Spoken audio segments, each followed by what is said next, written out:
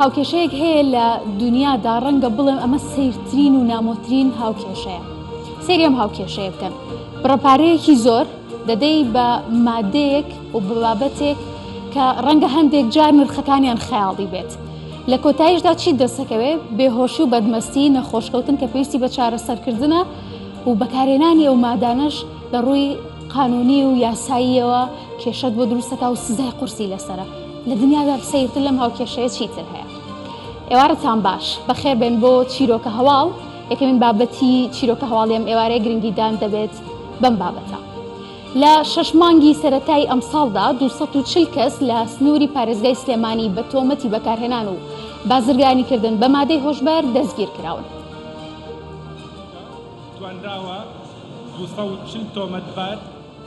هەر ئەم ساڵ دەست بەسەر 132 کیلۆگرام مادەی هۆشبەر داگیراوە کە لە دەرەوەی کوردستانەوە بە قاچاغ هاوردەکراون. نیو سەدا بەسەر گیان لە دەستدانی هونەرمەندی ناسراوی کورد حەسەن زیرەکدا تێپەڕی.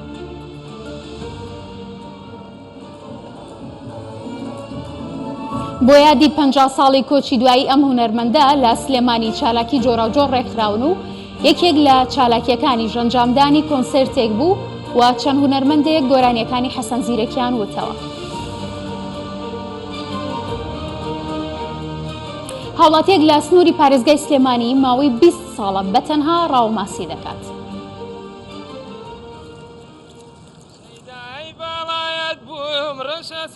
جەمال ئەحمەد لە بری سەوڵ دەستەکانی خۆی بەکاردەهێنێت و دەڵێت دەروونم کاتێک ئارامە کە بەتەنها لە نێو سروشتە.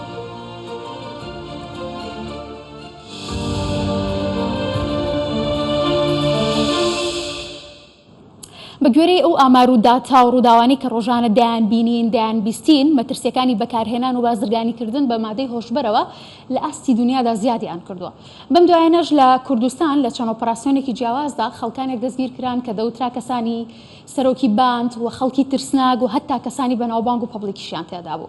لە چوارچێوەی هەوڵەکانی بەرەنگاربوونەوەشدا ئەمڕۆ وتەبێژی بەڕێوەبەرەتی ئاسایشی پارێزگای سلێمانی ڕایگەیاند مەترسی بازرگانیکردن و بڵاوبوونەوەی مادەی هۆشبەر بۆتە یەکێک لەو بەڵایانەی کە بەرۆکی کۆمەڵگای جیهانی گرتووە و ئەگەر لەسەر ئاستی ناوخۆیی و جیهانی کاری ڕوبەڕووبوونەوەی بەردەوامی بۆ نەکرێت ڕەنگە بە شێوەیەکی فراوان باڵ بکێشێت و ببێت هۆی تێوەگلان و ئالوودەبوونی خەڵکانێکی زۆر. دەژڵێت لە هەرێمی کوردستان مادە هۆشبەرەکان دروست ناکرێت، بەڵام لە وڵاتانی دراوسێەوە هاوردێ دەکرێن. ئاسایشی سلێمانی دەژڵێت لە 6 مانگی سەرەتای ئەم ساڵدا 240 کەس بە تۆمەتی بەکارهێنان و بازرگانیکردن بە مادەی هۆشبەرەوە دەستگیر کراون.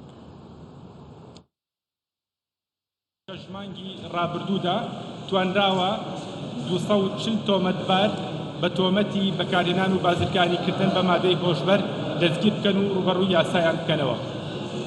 لەو 240 تۆمەتبارە 229 تۆمەتباریان لە ڕگەزی نێر بووە، 11 تۆمەتباریان لە ڕگەزی مێ بووە.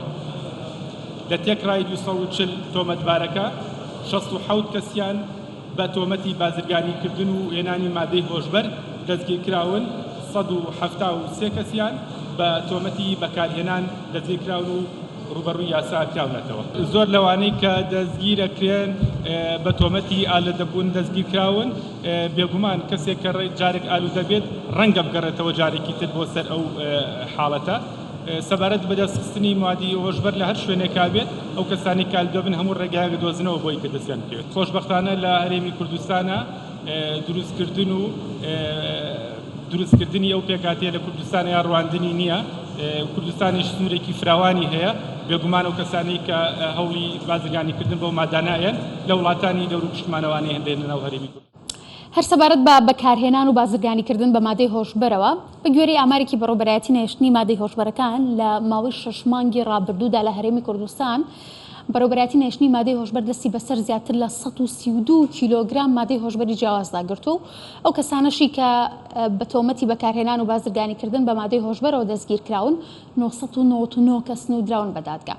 چالاکوانێکی بەرەنگاربوونەوەی مادەی هۆشبەر لە راپۆرتەکەی ئازەر فاروقی هاوکارماندا دەڵێت ئەو کەسانی کە ئەم مادە هۆشبەرانە بەکاردەهێنن زیاتر گەنجەکانن و کردنەوەی سنتەرێکی چارەسەری توشبوانی مادەی هۆشبەریش بە پێویست دەزانێت.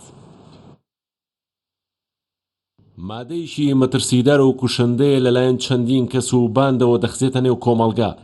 کە دوای بەکارهێنانی جیرۆدەی مادەکە دەبن و ژیانیان لە ڕاستیەوە دەکات بە خەیاڵ. بە گوێرەی ئاماری بەڕێوەبەرایەتی نێشتنی مادەهۆشبەرەکان لە ماوەی 6 مانگی ڕابردوو 999 کەس بە تۆمەتی بەکارهێنان و بازرگانیکردن بە مادەی هۆشبەر دەستگیر کراون و 1230 کیلۆ مادەی هۆشبەریش دەستی بەسەردا گیراوە.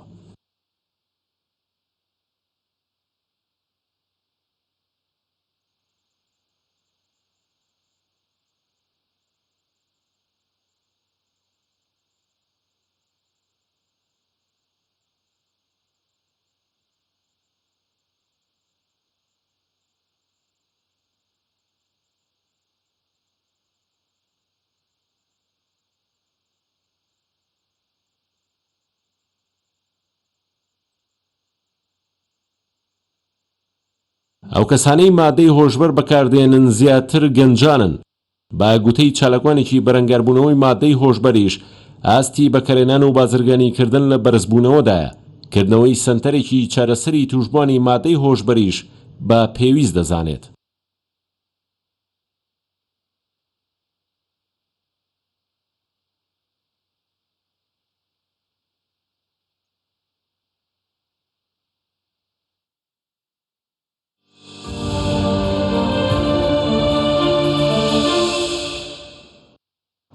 ئەمڕۆ نیو سەدە بەسەر کۆچی دوایی هونەرمەندی ناسرا و خاوەن هەوادارێکی یەکجار زۆر لەسەر ئاستی هەموو کوردستاندا دەبێت کاویش هونەرمەند حەسەن زیرەکە. ئەو هونەرمەندەی کە شێوازی ژیانی سەرنجڕاکێشتر هەندێک جار هاوشان بە گۆرانی و دەنگ و سەداکانی دەنگدانەوەیان هەیە و چیرۆکی سیر لەبارەی هونەرمەند حەسەن زیرەکەوە. حەسەن زیرەک لە مانگی 11 ساڵی 1921 لە بۆکانی ڕۆژهەڵاتی کوردستان لەدایک بووە. لە سەرەتای لایەتیدا دەست دەکات بە گۆرانی وتن و لە درێژایی ژیانیدا کاری لەگەڵ چەندین هونەرمەندی ناوداری سەردەمی خۆیدا کردووە. لەوانەش حەسەنی یوسف زەمانی، موجتەبای میرزادا و حەسەن کامکار و چەندین هونەرمەندی ڕۆژهەڵات کە لە ڕۆژهەڵات بوون هەندێکشان لە باشووری کوردستان بوون. دوای 50 ساڵ گۆرانیەکانی حەسەن زیرەک تاوکو ئێستا لە لووتکەی هونەردا خۆیان دەبینەوە و گۆرانیەکانی لە هزر و یادەوەری خەڵکدا جێگای خۆی کردوتەوە. بۆیە دی 50 ساڵی کۆچی دوای ئەم هونەرمەندە لە سلێمانی چەند چالاکێکی جۆرا جۆڕێک خران. یەکێک لە چالاکیەکان ئەنجامدانی کۆنسرتێک بوو کە چەند هونەرمەندێک گۆرانیەکانی حەسەن زیرەکیان وتە و هونەرمەندانی بەشدار شانازی دەکەن بۆی کە گۆرانیەکانی ئەو هونەرمەندایە ناسراوی کوردیان وتۆتەوە.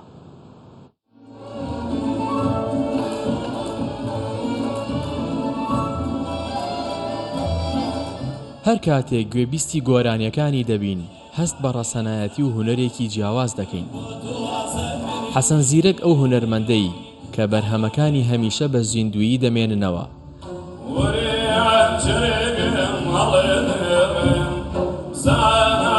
ساڵانێکە کاری هونەری دەکات. لە چەندین بۆنەی جیاوازدا گۆرانیەکانی حەسەن زیرەکی وتۆتەوە. لوقمان سەلیمی هونەرمەند پێی وایە هەر کاتێک گۆرانیەکی حەسەن زیرەک دەڵێتەوە هەست بەوە دەکات کە تازە دەستی بەکاری هونەری کردووە.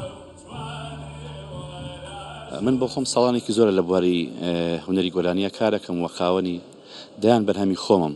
بەس هەموو کاتێکە یەکێک لە بەرهەمەکانی هونەرمەندی گەورە مامۆستا حەسەن زیرەک ئەڵێمەوە ئەڵێ تازە دەستم کردو بە کاری هونەری لەبەر ئەوەی کە بەرهەمەکانی ئەمەنە بە پێز و ئەمەنە جوان و ئەمەنە دڵنشینن هەمیشە دنیایەک یادەوەری و یادگاری جوانمان ئەخاتەوە بیر.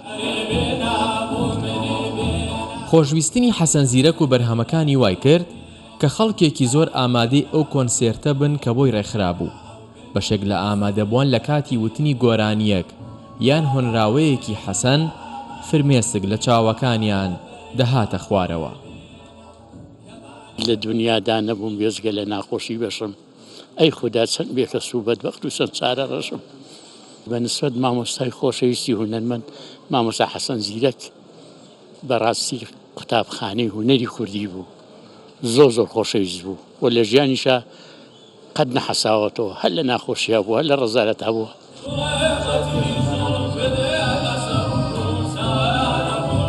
یەکێک لە تایبەتمەندی گۆرانیەکانی حەسەن زیرەک پشتبەستنی ئەو بە گۆرانی فۆلکلۆریە و چاوی بە زۆر ناوچەی کوردستان کەوتووە و لێیان ماوەتەوە. لای خەڵکەکەی میوان بووە و هەڵسان و دانیشتنی لەگەڵیان بووە و لەگەڵ شێوەی ژیانیان و جلوبەرگ و هەڵس و کەوتیان ئاشنا بووە. ئەو گۆرانیانەی لە خەڵکەوە بیستوێتی فێری بووە. هەرچەندە زیرەک زۆر گۆرانیشی هەیە، هەم هەڵبەستەکەی و هەم ئاهەنگەکەی هی خۆیەتی و سوودیشی لە شیعری کلاسیکی شاعیرانی کورد وەرگرتووە. هاوژین جەمال، کوردستان 24 سلێمانی.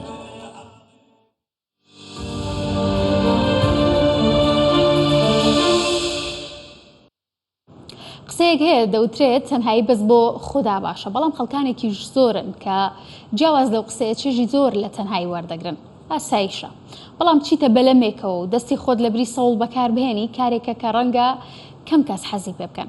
کەچی هاوڵاتێکی سنووری پارێزگای سلێمانی ماوەی 20 ساڵە هەر کاتێک بەنیازی ڕاو بێت هاوڵی کەس ناکات، حەزی لێ و کارە بە تەنها ئەنجام بات و هەموو جارێکیش بە تەنها شەو ڕۆژێک لە تەنیشت چەم ڕووبارەکانەوە دەمێنێتەوە. لە هەمووی سیرتر بۆ دانان و هەڵگرتنەوەی تۆڕەکانی کە دەچێتە چووپەکەیەوە لە بری سەوڵ دەستەکانی خۆی بەکاردێنێت بۆ سەوڵ لێدان. ئەو هاوڵاتێ دەڵێت دەروونم کاتێک ئارامە کە بە تەنها لە نێو سروشدا ڕاو دەکەم.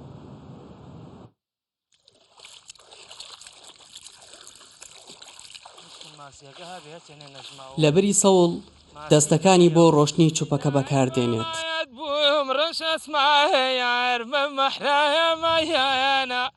بە تەنها حەزی بەڕاوکردنی ماسیە.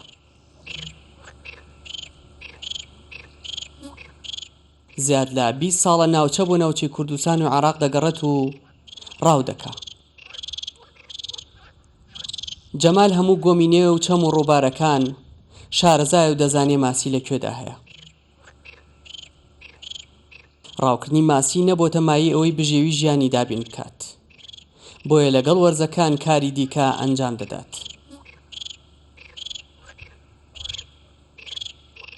یەکبەیەکی تۆڕەکان لەو گۆمانی شارباژەر دادەنێت کە دەزانێ ماسی تێدایە. کاتێ بەتەنها خۆم دێمە ناو سروشتەوانێ بەڕاستی بیری لای هیچ شتێک نابێت، ئەوە نە بیرێت هەیە، ئەوە نە فکر و هۆشتەیە تا ئەو تۆڕە بزانین لە کوێ دائەنەی ئاوێکی وا ئەدۆزیتەوە کە جایز بێ بۆ ئەوەی کە تۆڕەکانی لێدانەی. ناوچەکە سروشتێکی دڵڕەفێنی هەیە، چجا ماسیشی تێدا ڕاو بکرێت. پشوویەکی کورد وەردەگرێت و ژەمێکی سووک دەخوات. هەر دەرچوونێکی جەمال بۆ ڕاو ماسی شەو ڕۆژێک دەخایەنێت. ڕاستە تەنیایی بۆ خوا باشە، بەڵام من زۆر کات کە دێم ئەم دەرو دەشتە وەکو حەز و ئارەزووی خۆم وەکەوەی کە تەنیایەکەم پێ باشتر و پێ خۆشترا، لەبەرەوە کە من دێمە دەرەوە بۆ نایەمە دەرەوانێ کاتەکە بەرمەسەر بۆ دێمەوە دەرەوە تۆزە ئیسراحەت بکەم، مێشکم ساوێ بیر لە زۆر شتێ نەکەمەوە، بەدەم کات و بێتاقەتی خۆمەوە دووسێ تۆڕیش دانێم و دوای چاوەڕوانیەکی چەند کاتژمێری تەماشای تۆڕەکان دەکاتەوە لەوەی بزانێ هیچ ماسیەک بوون بە تۆڕەکانەوە یان نا. لە هەنگاوی یەکەم سەرباری ئەوەی چەند ماسیەکی ڕاو کرد، بەڵام بێهیوانە بوو. دوای شەو ڕۆژێک لە ڕاوکردن ئەو کات هەرچەند ماسی بگرێت بەشێکی دەفرۆشێت و بەشەکەی تری بۆ ماڵ و منداڵ و دۆستانی دەباتەوە. دیار جەمال، کوردستان 24 شارباژێر. لە هەندێک لە ناوچە شاخاویەکان لە هەرێمی کوردستاندا ژمارەیەک لە ئەسپ و ماین بەبێ خاوەن بەبێ سەرپەرشتی دەژین کە ڕەنگە دەستکەوتنی خواردن بە تایبەتی لەو ناوچە سەختانەیە بۆیان ئاسان نەبێت. بەڵام گەنجێک خەمی ئەو ئاژەڵانی لە ئەستۆ گرتووە و ڕۆژانە دەچێت خواردن و ئاویان پێدەدات و چاودێریان دەکات. لەبەرەوەی کە ژیان وەکو پێشتر نەماوە یاخود گۆڕانکاری بەسەردا هاتووە، ڕێگای ئۆتۆمبیل بۆ هەموو ناوچە دوورەدەستەکان فراهم کراوە، کەمتر گرنگی بە باربەرەکانیش دەدرێت. مەژوای کردووە کە ژمارەیەک ئاژەڵی بێخاوەن لەو دەشت و کێوانە بمێننەوە. ئیمادی برایم کە وەکو ئاژەڵ دۆستێک گرنگی بە ئەسپەکان دەدا دەڵێت تاوەکو ئێستا چەندین جار داوامان کردو لە شارەوانی کە شوێنێک بۆم ئاژەڵانە دابین بکەن، بەڵام نەهاتوون بەدەم داواکەمانەوە.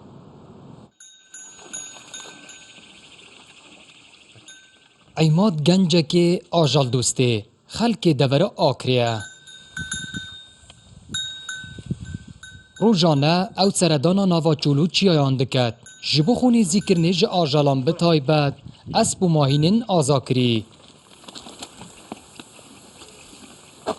Li her cihî ew van ajalan bibînît, wekî du hevanan li hev nizîk dibin ku ev henê nîşaneyek aşkira ye ji dûstîniya heyîet navbera vî gencî û van ajalan da. نوبه من عموتي إبراهيم از كشكوتي توت ما نوفاس بودا يعني من حش هاس بوكري كشكوتي نوكش هاس شوبي خد كم أخرى از خرا خداند كم يعني قالك كيفو من هاس بوتت راستي ادبری دا وان اسپو ماهینان لدف خدانین خوبهای که مزن هبویه لی ادنها دا جبر در کتنا ترومبیلان او ین هاتین آزا کرن که او هنه لدف وی گنجی یا بوی خمکان مزن بری نوکا سیاره ندگشت نمو جا بخر پاسپا بو دوارا بو نوکا سیاره زور بین سیاره دگتامو جا ایجا پاسپا ید به خدا موینه با مقصدی ای نویده بردد به خدا مینه با اول چنه چیو مقصد مور پیود داد کب رو داد کب نخوره نخوشت بند جبو پاریزگاری کرنه جنافچونا وان آجالان وکه اف گنجت داد دیار کرن کد وی جین تایبت بو بهن دابین کرن جبر کد ناوا به خدانیه دا او یه بربن نمانه و چن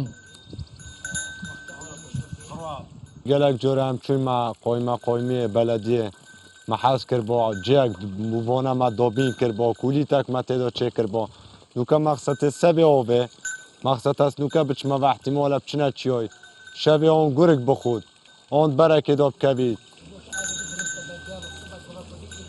اتصالن بریدا اف آجالک گلکی ابهاد هاتن تماشا کرن جبر کو و گاستنا همی کلو پلانو بر همان پیدهات کرن لیدنها دا جبر در کتنا ترومبیلان اوهانی وکبرین نمایه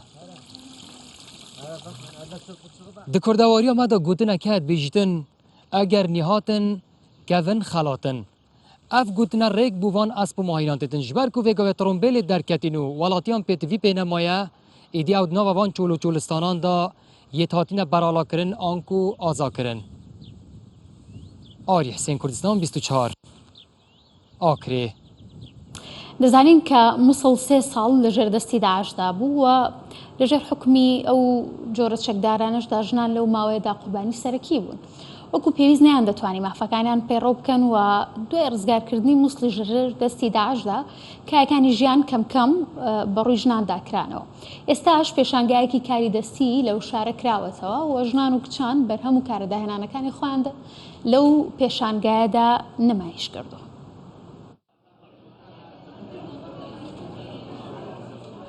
ژمارەکە کەچ و ژنێن داهێنەر بەشداری ئێکەمین پێشانگەها کارێن دەستی و شێوەکاری بوونە. چەندین کەل و پەلێن دەستی دروست کرینە نەسرین شێوەکارەکە سەرەڕای سەختیە ژیانێ لەسەر دەمێ داعش لێ دەستش کارێ خۆ نەبەردایە.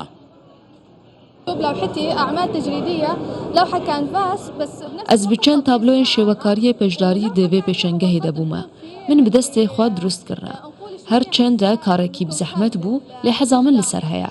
Ev karin wisa jinê bihêz dikin û piştevaniyê ji bo wê ku bikaribe zêdetir rola xwe di civakê de bibîne. Nemaze li Mosul, ji ber ku çendîn salên sext û nexweş bi ser me de hatin. 3 salên tarî bûn ji bo jinê û zilamî jî. Hineka jê wekû grûp pêk ve berhemên xwe nimayişkirine û hineka jî bi tinê karên destiyên entîke û balkêş durust kirîne. Armanjê ewa roj bo rojê zêdetir jin xwe pêş bêxe di her buwarekî de.